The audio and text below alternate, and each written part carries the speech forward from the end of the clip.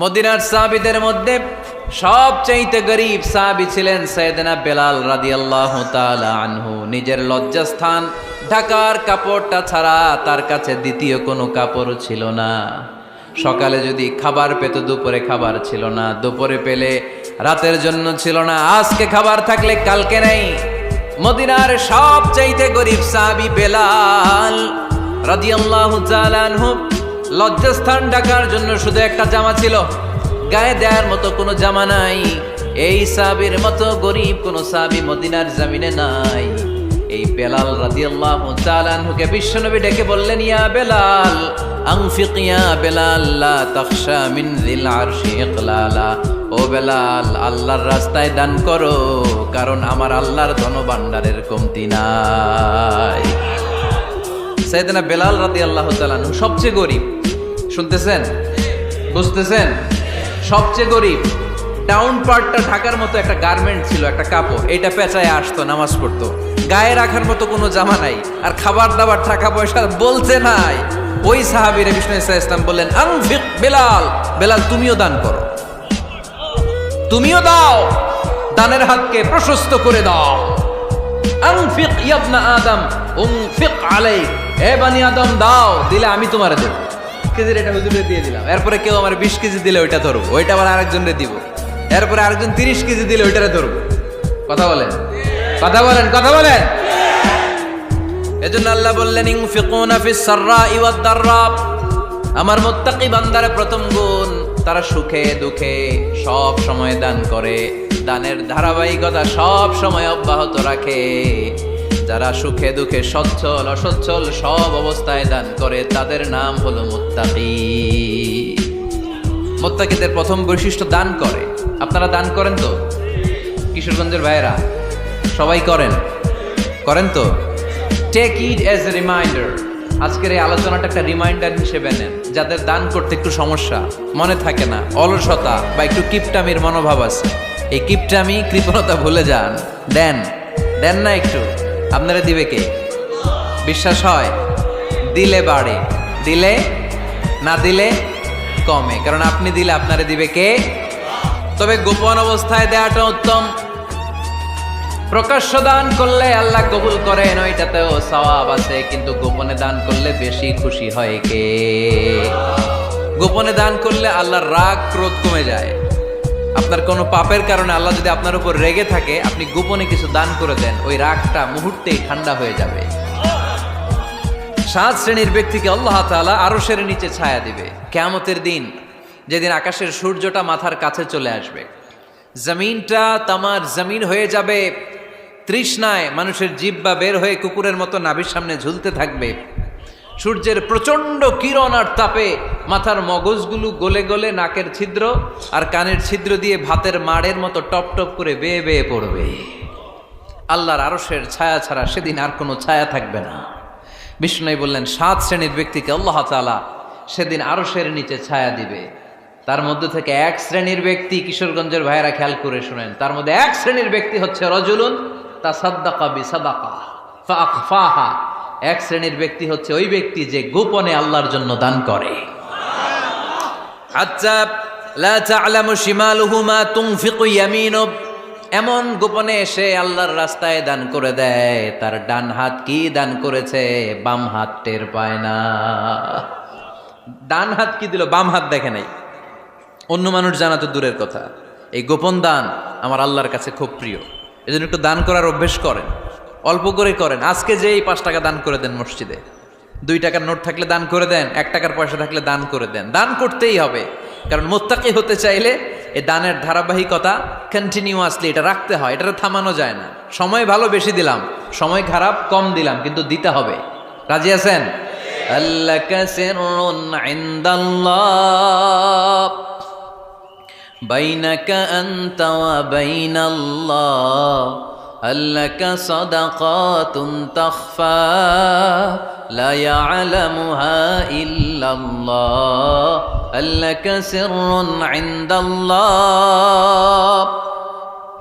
বাইনাকা আনতা ওয়া বাইনাল্লাহ, আল্লাকা সাদাকাতুন তাখফা লা ইয়ালামুহা ইল্লাল্লাহ। সুবহানাল্লাহ পড়ো। আল্লাকা সিররুন ইনদাল্লাহ, তোমার আর তোমার আল্লাহর মাঝে কোনো গোপন আমল আছে নাকি যেটা আল্লাহ ছাড়া কেউ জানে না?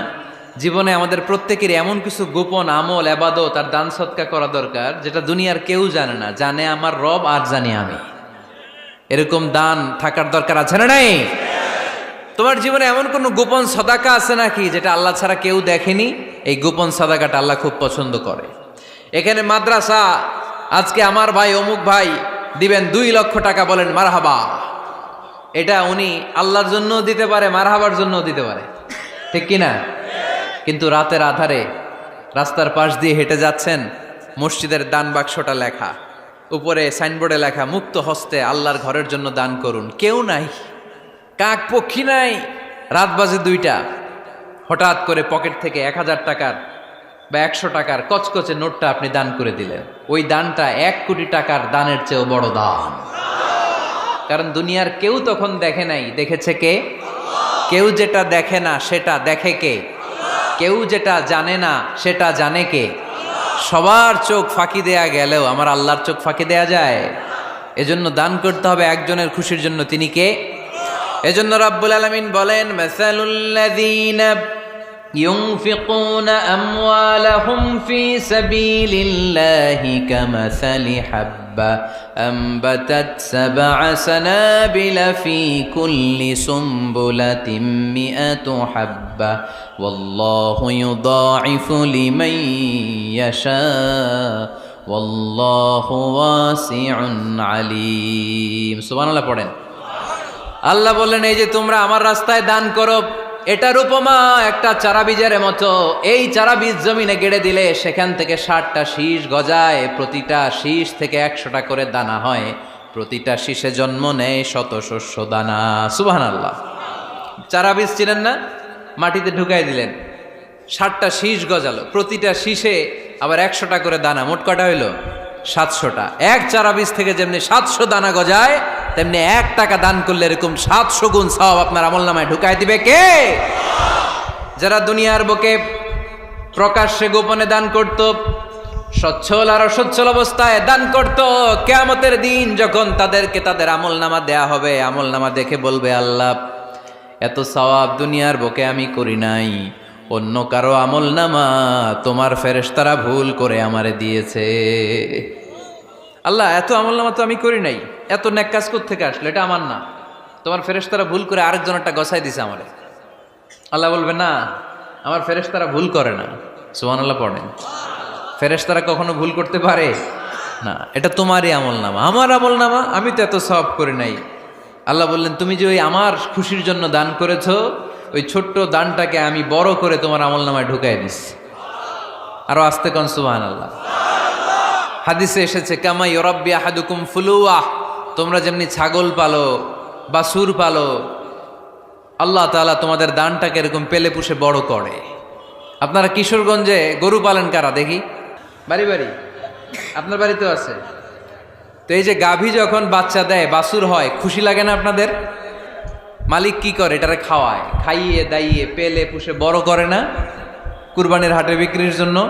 আল্লাহ বললে, তুমি যে ওই ছোট্ট দান করেছো, তোমার এই ছোট্ট দানটা আমিও এটারে খাইয়ে দাইয়ে পেলে পুষে বড় করে উহুদ পাহাড়ের সমান করে তোমার আমলনামায় ঢুকিয়ে দিয়েছি। এজন্য আল্লাহ বললেন, আল্লাযীনা ইউনফিকুনা ফিস সাররাই ওয়াদ দাররা, মুত্তাকিদের প্রথম গুণ সচ্ছল আর অসচ্ছল উভয় অবস্থায় আল্লাহর জন্য তারা দান করে। সুবহানাল্লাহ পড়েন। তাহলে মুত্তাকিদের প্রথম গুণ, তারা কি করে? জোরে বলেন, সবাই বলেন, আবার বলেন। আপনাদের কষ্ট হচ্ছে? দোয়া করে ফেলি আমরা তো। গলার আওয়াজ এত অল্প কেন? আওয়াজ করে উত্তর দেয়া যাবে? চিল্লায় পড়েন আল্লাহু আকবার। এভাবে উত্তর দিবেন, এভাবে আওয়াজ করে উত্তর দিলে আমি বুঝবো আমার কথা শুনতেছেন, বুঝতেছেন। তা না হলে আমি বুঝবো বুঝতেছেন না, আমি এত কষ্ট করে বলি, এরা বুঝে না। তো মুত্তাকিদের প্রথম গুণ, তারা কি করে? আরো জোরে বলেন, কি করে? মুত্তাকিদের 2 নাম্বার গুণ আল্লাহ বললেন, ওয়াল কাযিমিনাল গায়জ। মুত্তাকিরা শুধু সুখে দুঃখে, সচ্ছল অসচ্ছল অবস্থায় তারা দান করে না, মুত্তাকি বান্দার 2 নম্বরে বৈশিষ্ট্য, তারা রাগকে হজম করে, ক্রোধকে নিয়ন্ত্রণ করে। সুবহানাল্লাহ। মুত্তাকিনরা অল্পতে চটে যায় না, হট টেম্পার্ড না। আমাদের অনেকে আছে হট টেম্পার্ড, কিছু বুঝলেও চেতে, না বুঝলেও চেতে। এরকম চেত আছে নাকি আপনাদের? রাগরে আপনারা কি বলেন আঞ্চলিক ভাষায়? রাগী বলেন। তো এই যে রাগী মানুষ আছে না, গুসা উঠছে, এই যে গুসা যে ওঠে, এটা খুবই স্বাভাবিক। গুসাটা ওঠা সবার ওঠে, এটা কি বলেন? ওঠে না? ওঠে না? আপনাদের মধ্যে থেকে গুসা বেশি ওঠে কার দেখি? আছে তো, রোগী আছে তো অনেক। আল্লাহ আপনাদের গুসাগুলোরে ঠান্ডা করে দেখ, আর ভালো গুসাগুলো যেন আপনারা ইসলামের পক্ষে করতে পারেন। আল্লাহ তৌফিক দান করো। রাগ হবে ইসলামের জন্য। আল্লাহর জমিনে আল্লাহর বিধান লঙ্ঘন হলে আমরা রেগে যাব। চিল্লায় বলেন ঠিক কিনা? এছাড়া কেউ আমাদেরকে রাগাতে পারবে না। ওয়াল কাযিমিনাল গায়জ, মুত্তাকিন বান্দারা রাগকে হজম করে। রাগ হওয়াটা খুব স্বাভাবিক, এটা ন্যাচারাল, এটা কি প্রাকৃতিক। আমাদের দেহে এক ধরনের হরমোন আছে, এটার নাম হচ্ছে অ্যাড্রেনালিন বলে এটাকে, অ্যাড্রেনালিন হরমোন। তো এই হরমোনটা যখন নিঃসরিত হয় তখন আমরা রেগে উঠি, এর আগে আমরা রাগি না। This adrenaline hormone triggers up your bodies fight response. এটা নিঃসরিত হলেই বডি তখন ফাইট করতে মন চায়, মনে চায় খায়া ফেলাই, মাইরা ফেলাই, দইরা ফেলাই, অক করে হোতা এলাই।